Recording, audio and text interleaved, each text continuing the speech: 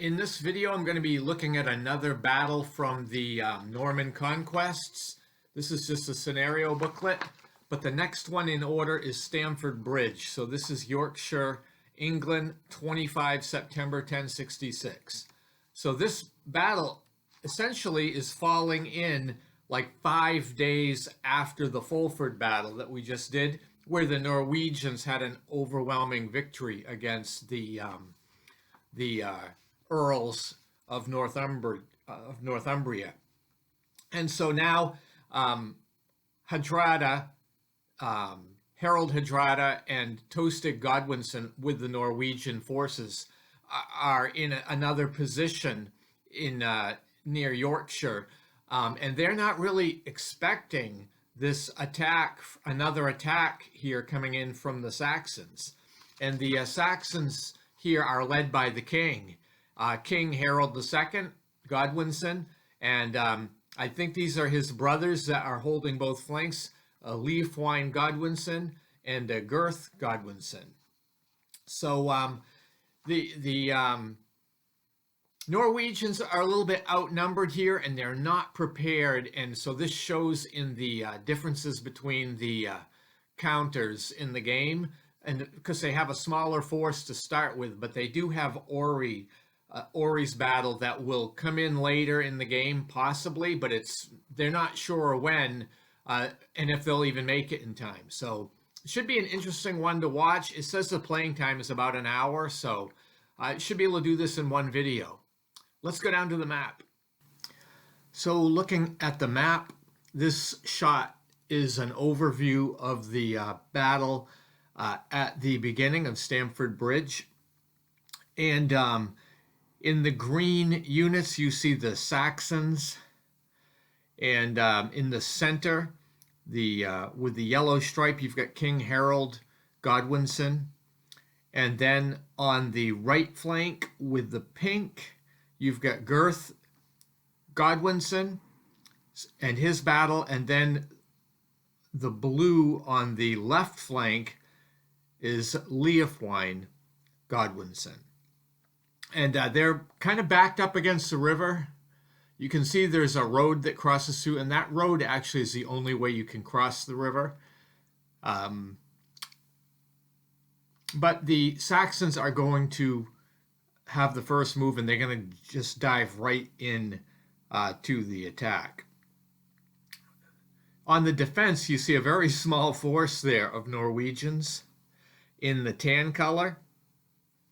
And on the right flank, you've got the king, Harold Hardrada, in the orange striped units. And then on the left flank, you've got Tostig Godwinson with the blue stripes. They do have some reinforcements that can come in on a build-up of a die roll. During, whenever they have an activation, they can roll to see if Eystein Ori comes in, and he would be coming in from this road that goes off to the lower right side of the picture to, I think it's Pocklington, but I'm not sure. Anyway, this is kind of an overview of what things look like, and both sides can use shield wall, and the Norwegians are actually going to put their front line in shield wall at the start of the game.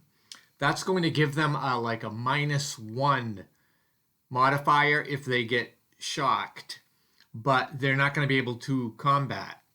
They're not going to be able to shock back as long as they're in shield wall, and they can't move. If they do, then they lose the shield wall. So as I said, this next picture is showing the results of the opening moves by the Saxons, where they charged right up onto the Norwegian line, and you've got Leofwine on the left flank there, with these forces have come in and attacked King Harold Hardrada, who was in shield wall, and then with a continued activation, Harold Godwinson, the Saxon king, with the yellow striped green units, started his attack, and he attacked into Tosig's forces.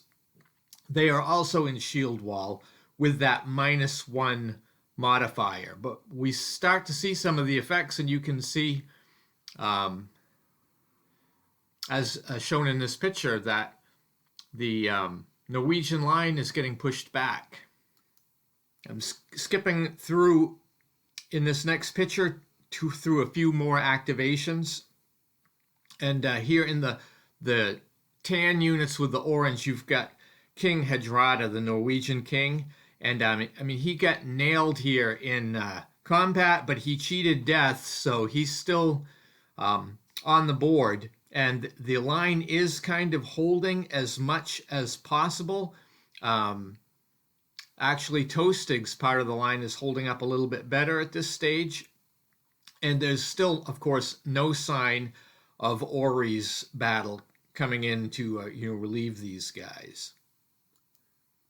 This next picture is showing how the battle is continuing. And this is where you have Leofwine Godwinson in the Saxons with the blue stripes are attacking King Hardrada of the Norwegians. And what happens here, this is a big blow to the Norwegians. Hardrada is actually killed in one of the shock attacks.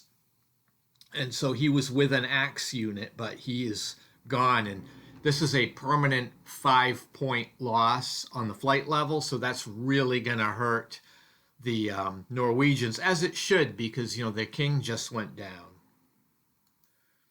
This next picture shows what it looked like after a few consecutive activations of the Saxons. And you've got Harold in the center with the yellow stripe. He's still holding his own against, pushing into this shield wall that's holding up so far. But you see both flanks of the Norwegians are starting to collapse. Leofwine is on the right-hand side of the picture, and he's cut right around and pushed, the Norwegian right flank backwards. And then on the other side, in the pink, you have Girth Godwinson, and he's activated and is coming around that left flank into Tostig Godwinson's position. So things are not looking very good here for the Norwegians, and still no sign of Ori.